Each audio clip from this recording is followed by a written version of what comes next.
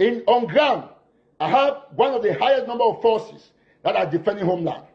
But I will not talk. That's why when I say something today, it will happen tomorrow. I said something big was going to happen in the school in Ambazonia, and it happened. You probably want me to say things. You saw the principal of GBHS, Malcolm. It's a francophone. He has packed out because they have Garri, one of his terms. The instruction of Garri come from one person. It comes from one person. And my country people then, this is Eric Taw Taw. He usually says that, quote me anywhere, so I am going to quote him. You have heard him say it himself. He said that the instructions to Garri people comes from one person. And he repeated it. The instructions come from one person. That is why Eric Taw Taw is known as the Garri Master. To all of you who call yourselves Ambazonians, I want to ask you a very simple question. When you see the devastating pictures and videos coming from Ground Zero of people being beheaded, of innocent civilians, farmers, workers at the CDC in Tico having their hands chopped off, their fingers cut off, and their legs cut, they are butchered like animals by the Amber Boys. How do you feel? Is that the freedom fighting you are advocating for? Is that the new republic that you want to create? A country where everyone has only one arm? No fingers? It's a very simple question. Do you condone the practice of maiming people, chopping off fingers, cutting people's hands off, and beheading people? And you say you are not terrorists, but yet everything you do is even worse than the terrorist ISIS and Boko Haram. You kidnap students for ransom, just like Boko Haram. You behead people, record it and distribute the video, just like ISIS, and you say you're not terrorists. What kind of freedom are you people fighting for? And who are you fighting for? Because the people that you claim to be fighting for, they are the ones you attack. They are the ones you are maiming. They are the ones whose hands have been chopped off. They are the same people who you lock in their hands for 9-10 days. You say you have a shutdown, a lockdown. It does not affect Paul Biya or the Francophone community. It only punishes the same people that you claim to be liberating.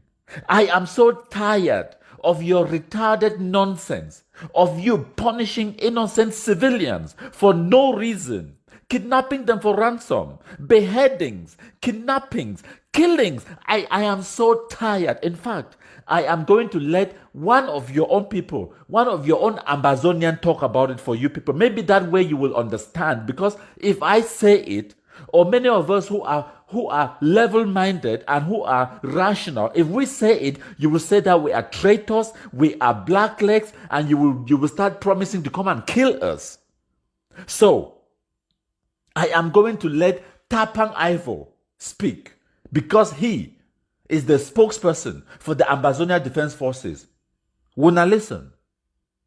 When you come out to start talking that we should kill women, or we should cut off fingers, or we should do this, let me tell you, Tato Eric, that is wrong. But I believe this is a time for us to solve that problem. Openly make a statement and call on everyone. Say no, Tinwabi Duam, fine. Wanna stop and maybe not cut women and children their fingers. Because maybe for some reason somebody is doing it on your behalf and they are still using it against you. Cut off yourself from it and tell them, friends or whatever in Ambazonia, don't do it. Take yourself out of it. Just take yourself, because it has reached a level where we will never get independence. Human Rights Watch is already writing about it. CNN has picked up the story. Al Jazeera has picked it up. Voice of America has picked it up. Washington Post has picked it up. Are we there? Can we counteract that kind of a report? And it's factual, it's evident, and the people are testifying. How can we counteract that kind of a report? There is only one thing that will turn off a white man's support towards an African. Only one. It is not anti-gay rights law, no. It is not anything, no. There is one thing. After living in a Western world, I will come to one conclusion. The moment you start maiming people and chopping off their fingers, that is what they see about Africa. When whites see Africa, they see Rwanda, they see Ethiopia, they see Liberia.